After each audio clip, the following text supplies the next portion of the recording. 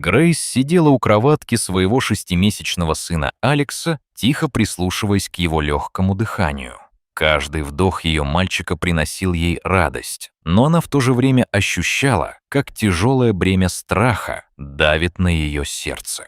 Врачи вовремя сообщили им, что у Алекса диагностирована спинальная мышечная атрофия, и это было настоящим ударом.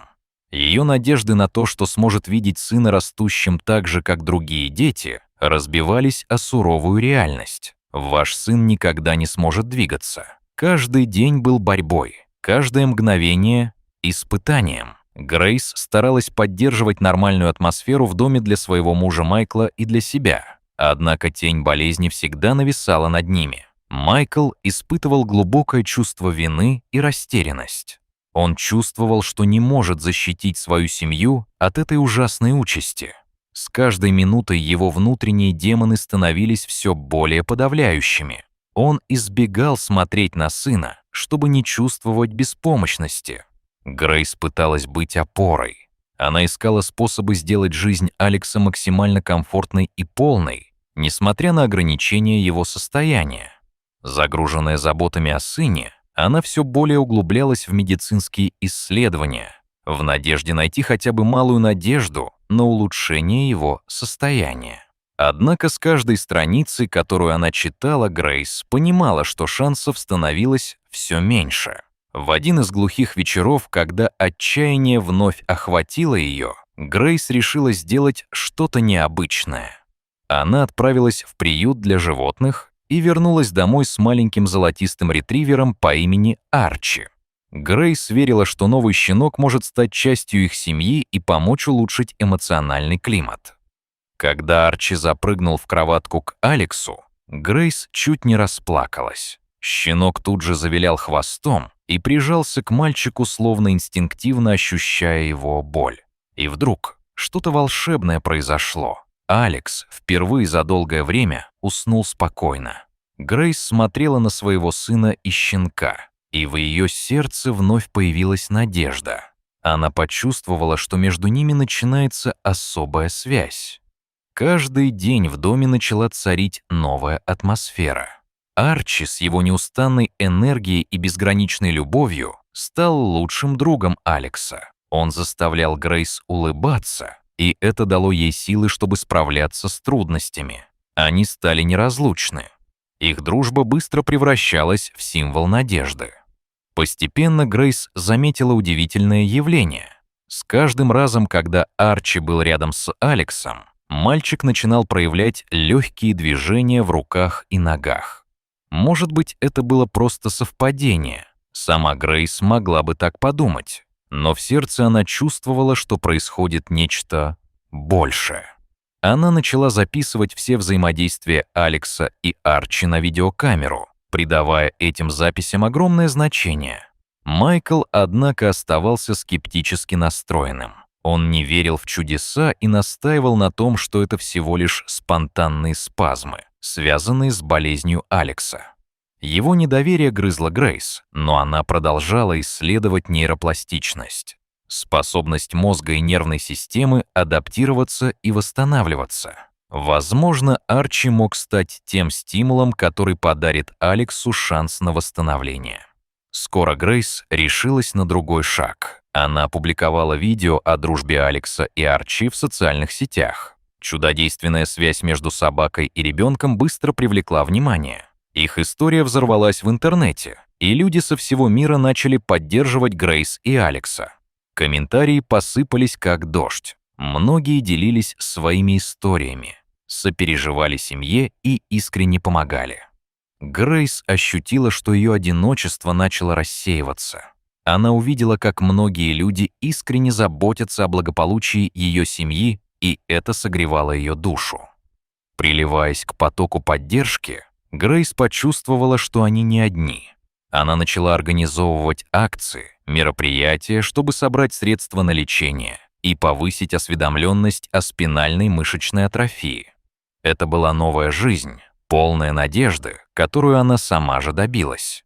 Однажды в дом пришла доктор Келли, эксперт по зоотерапии, которую привлек рост популярности пары Алекс и Арчи. Она, наглядно наблюдая взаимодействие, немедленно заметила активность в нервных каналах мальчика, которой не было видно прежде. Улыбнувшись, она сообщила Грейс, что существует вероятность, что Алексу могут помочь.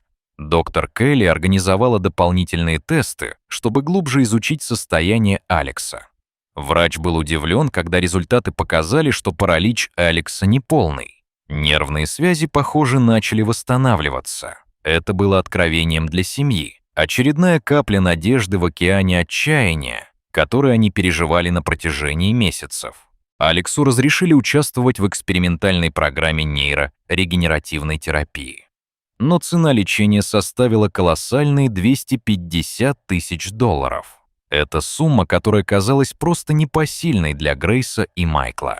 Они снова оказались на краю пропасти, и с каждым днем темнота вокруг них становилась все более угнетающей. Однако, вдохновленные поддержкой общества и новым уровнем надежды, они не собирались сдаваться. Грейс вновь начала публиковать видео и истории. Сообщество вновь откликнулось на призыв о помощи, и вскоре начали поступать пожертвования. Неожиданно для всей семьи Арчи заболел. У него диагностировали иммуноопосредованную гемолитическую анемию, и это потребовало колоссальных затрат на лечение. Неожиданный и неприятный поворот событий, когда все уже готовились к лечению Алекса. Грейс оказалась на распутье. Что делать? Лечить Алекса или спасать Арчи, который стал не только питомцем, но и верным другом ее сына? Это был воистину тяжелый выбор, и каждый день Грейс просыпалась с вопросом, который мучил ее. В конце концов она решила, что должна обратиться к миру. Грейс рассказала о болезни Арчи, и, к ее удивлению, она снова увидела, как люди отзываются на их бедственное положение. Сообщения о болезни Арчи быстро разошлись по сети, и снова человечество проявило доброту. Благотворительные платформы начали собирать средства, а один миллиардер из Швеции узнал о трагедии семьи и перевел остаток суммы для лечения Арчи. Это была еще одна волна удивительных проявлений человечности, которые поддержали Грейс в ее бойне. К 10-му дню сумма для лечения Арчи была собрана полностью. Грейс со слезами на глазах не могла поверить в силу общинной поддержки. Арчи получил свое лечение, а Грейс ощутила, что любви и доброты в мире действительно много. После долгих страданий и ожидания Международный фонд нейрогенетики согласился финансировать терапию Алекса. Он был госпитализирован в специализированный центр, где с ним работала команда лучших специалистов, готовых использовать новейшие методы реабилитации.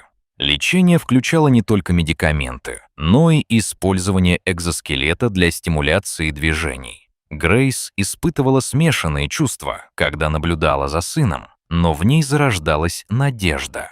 Каждый день она приходила к нему в больницу, пела успокаивающие песни, разговаривала и прижимала его маленькие руки. Каждый миг становился важен, когда речь шла о прогрессе Алекса. Каждый день Грейс делала все возможное, чтобы удерживать позитивный настрой. Появление Арчи рядом с Алексом также помогало мальчику успокаиваться. Иногда они проводили время играя, и как будто по волшебству снились небольшие улучшения в состоянии Алекса. Физиотерапевт вдруг заметила, что Алекс начал делать первые слабые движения пальцев, которые ранее казались невозможными. Каждая капля прогресса добавляла оптимизма в жизнь Грейс и Майкла. Они стали более активны в своем сообществе, деля успехи и трудности с другими. Их успешные шаги открыли двери для новой надежды и веры в изменения, которые казались невозможными. Арчи, в свою очередь, боролся с болезнью.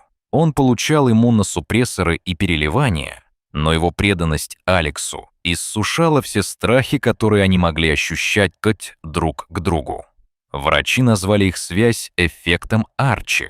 Эта преданность и способность поддерживать друг друга помогала как Арчи, так и Алексу преодолевать все трудности, с которыми они сталкивались. Они были как две стороны одной медали, и каждый новый этап их жизни только укреплял их преданность. Грейс могла видеть, как развиваются их отношения. И это было чем-то удивительным. Каждый день они становились ближе не только друг к другу, но и к преодолению болезни. Спустя 3 месяца Алекс уверенно двигал руками, работая с новым оборудованием и реабилитационными методами. Он начал тянуться к игрушкам и смеяться, когда Арчи играл рядом. Даже несмотря на все, что они пережили, они оба показывали невероятную силу и непоколебимую решимость. Однажды они заметили, что Арчи тоже потихоньку начал восстанавливаться. Он вновь проявлял живость, несмотря на слабость. Он снова стал активным и игривым. История Алекса и Арчи стала известной не только в их городе, но и на медицинских конференциях, вдохновляя многих. На празднование второго дня рождения Алекса было много людей: друзья, соседи и врачи, поддерживавшие семью. Когда Алекс, держа в руках шарик, обнял Арчи и нежно назвал его братом, комната наполнилась улыбками и слезами радости. Майкл, который долго подавлял свои эмоции, не смог больше сдерживать слезы счастья. Это был момент, когда он осознал, что все, через что они прошли, сделало их сильнее. Это было начало новой жизни. На празднике Грейс еще раз осознала, как много значит эта непонятная, но чудесная связь между Алексеем и Арчи. У них была любовь, поддержка и теперь еще и праздник. Это олицетворяло их победу. История Алекса и Арчи стала символом для родителей детей с ограниченными возможностями. Грейс основала фонд, помогающий другим семьям в животной терапии. Она стремилась, чтобы их история вдохновляла людей, и каждый новый день давал шанс на чудо. Грейс и Майкл поняли, что вера и любовь имеют колоссальную силу. Каждое движение Алекса, каждое маленькое достижение — это был шаг веры и надежды. Чудеса действительно существуют, они рядом с нами. Стоит лишь открыть глаза и поверить. И так они продолжали гулять по парку, собираясь вместе с другими семьями, сохраняя это чудо в своей повседневной жизни. Жизнь была полна взлетов и падений, но они знали, что вместе смогут преодолеть все трудности. Ведь их история — это история любви, надежды и веры.